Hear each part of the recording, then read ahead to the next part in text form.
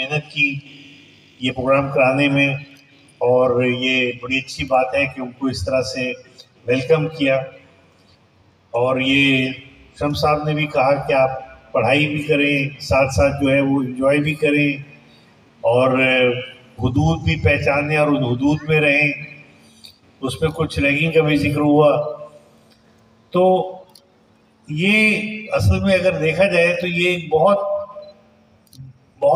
بڑی بات ہے کہ زندگی میں آپ کو اکثر ایسے مرحلوں کا سامنا کرنا پڑے گا جہاں آپ کی ایک حیثیت دوسری حیثیت سے متصادم ہو. ایک طرف تو آپ کچھ کرنا چاہیں اور دوسری طرف کچھ ایسی لمیٹیشن ہو جو آپ کو وہ سب کرنے سے روک رہی ہو. یہ بار بار ہوتا ہے. اس میں کیا ہوتا ہے کہ آدمی کبھی اس طرف جھک جاتا ہے، کبھی اس طرف جھک جاتا ہے. مثال کے طور پہ اگر آپ کے جیسے جو شادی کے بعد عام طور پہ بیوی اور ساس دونوں، بیوی اور والدہ دونوں جو ہیں وہ مردوں کی، لڑکوں کی، وہ مختلف آپ سے امیدیں رکھتی ہیں. تو آپ سوچتے ہیں کہ یہ کروں کہ وہ کروں، اس کو پریفر کروں کہ اس کو پریفر کروں. اسی طرح میڈیکل کالج میں آنے کے بعد پڑھائی پریفر کی جائے یا جو اسٹوڈنٹ ویک ہو رہا ہے اس میں پارٹیسپیٹ کیا جائے.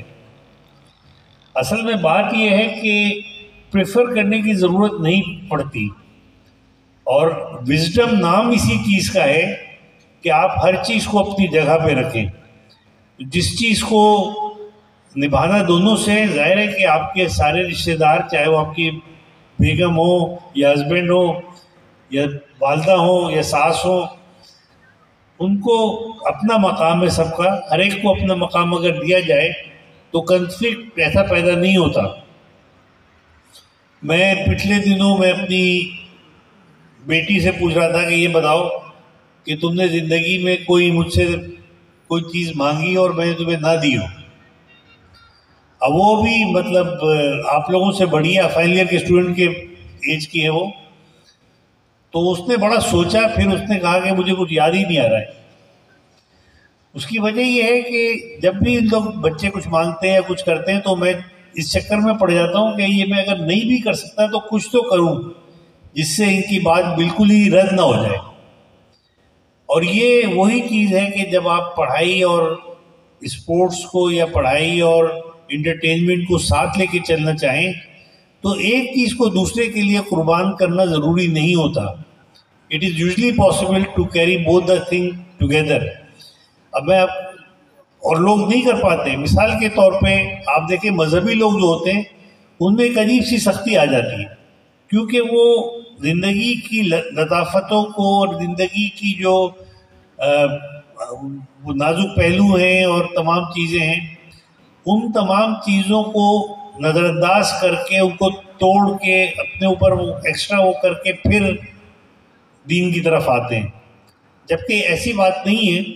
مجھے ایک واقعہ بڑا پسند آتا ہے کہ ایک دفعہ رسول اللہ اور حضرت علی بیٹھے تھے، کھجور کھا رہے تھے. تو رسول اللہ نے اپنے کھجور کھاتے تھے اور اپنے حصے کی بیج حضرت علی کے سامنے رکھ دیتے تھے. تو جب ختم ہوا تو ان کے سامنے بیجوں کا انبار لگ گیا. تو حضور نے کہا کہ علی تم تو لگتا ہے ساری، دیکھنے سے ایسا لگتا ہے کہ تم تو ساری کھجوریں تم کھا گئے. تو انہوں نے ایک ادب کا بھی تقاضا تھا جواب کیسے دیں، تو آپ دیکھیں کس ادب سے جواب دیا. انہوں نے فرمایا کہ سلام ہے اس کے اوپر جو بیجوں سمیت کھا گیا. تو مطلب دیکھیں آپ کہ اگر ایسا بھی ہے، ایسا نہیں ہے کہ سخت بن کے بیٹھے ہوئے مذاق بھی نہیں کر ایک دوسرے سے، یا مذاق کرنا شروع ہوئے تو تمیز کے اور ادب کے پہلو نظر انداز کر دیے. تو اس پہ ہم لوگوں کے لیے بڑا سبق ہے. یعنی یہ ضروری نہیں کہ اگر شمس صاحب آپ کے ٹیچر ہیں تو ہر وقت آپ جو ہے وہ ہاتھ باندھ کے اور سر جھکا کے ان کے سامنے بیٹھے رہیں. لیکن آپ کو اگر سلیقہ ہے کہ بڑوں کے ساتھ کس طرح گفتگو کی جاتی ہے اور ان سے کیسے مذاق کیا جاتا ہے، تو مجھے یقین ہے کہ آپ کوئی نہ کوئی ایسے پہلو نکال لیں گے جس سے ان کو بھی اچھا لگے گا. اور اگر آپ کو سلیقہ نہیں ہے تو آپ یقیناً مذاق کریں گے اور آخر میں ان کو لگے گا جیسے آپ نے ان کی انسلٹ کرنے کی کوشش کی. تو طریقے سے اگر دو متضاد چیزیں چلائی جائیں تو وہ انسان نبھا سکتا ہے. اور یہی زندگی کا جو سبق ہے وہ یہی ہے. اب آپ یہاں پہ 5 سال پڑھیں گے، 18 سال کی عمر میں داخل ہوئے، 23 سال کی عمر میں آپ یہاں سے فارغ ہوئے. اگر آپ نے صرف میڈیسن سیکھی تو وہ لوگ جو زندگی کے سارے اسرار و رموز سیکھ رہے ہیں وہ تو آپ سے بہت آگے نکل جائیں گے. زندگی کی دوڑ میں تو آپ بہت پیچھے رہ جائیں گے. لہذا ضروری یہ ہے کہ جو آپ کی شخصیت میں گرو کرنے کے عناصر ہیں ان سب کو اکٹھے لے کے چلا جائے.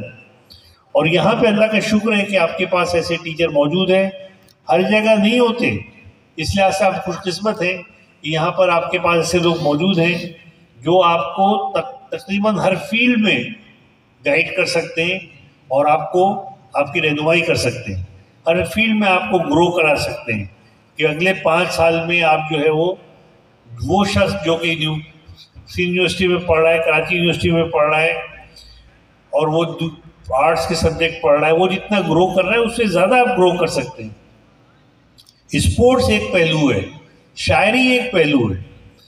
تو ماشاءاللہ یہاں پر آپ کے اپنے ٹیچروں میں اچھے شاعر موجود ہیں جو کہ آپ کی بھی تصحیح کر سکتے ہیں اور آپ کو سکھا بھی سکتے ہیں اور آگے لے کے جا سکتے ہیں.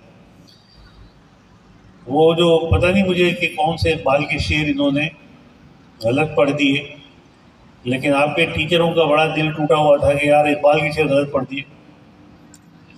اسی طرح شمس العارفین خان میں نے ان سے کہا میں تو تمہیں آج تک شمس العارفین خان سمجھتا رہا، آج پتہ چلا کہ تم اصل میں شمس العارفین خان ہو، کیونکہ ان کو جو بلایا گیا وہ شمس العارفین خان کہہ کے بلایا گیا. یار ہم تو غلط سمجھتے رہے، 25 سال سے غلط سمجھتے رہے، آج جا کے ہماری تصحیح ہوئی اور ہمیں آپ کا صحیح نام معلوم چلا. تو بہرحال یہ سب تو وہ چیزیں ہیں انشاءاللہ چلتی رہیں گی ساتھ میں. بچوں نے بڑی اچھی کمپیئرنگ بھی کی اور بڑی اچھی باتیں بھی کی اور آپ لوگوں کا بہت مبارک ہو آپ کو کہ آپ نے اتنی اچھی تقریب کا انعقاد کیا. اور اللہ کرے زندگی بھر آپ لوگ خوش رہیں اور اپنے اچھے کردار کے ساتھ ایک خوشیوں بھری زندگی گزاریں. زندگی میں بھی آپ کو بہت کامیابی ملیں اور کیریئر میں بھی آپ کو اس سے بھی زیادہ کامیابی ملیں. بہت بہت شکریہ.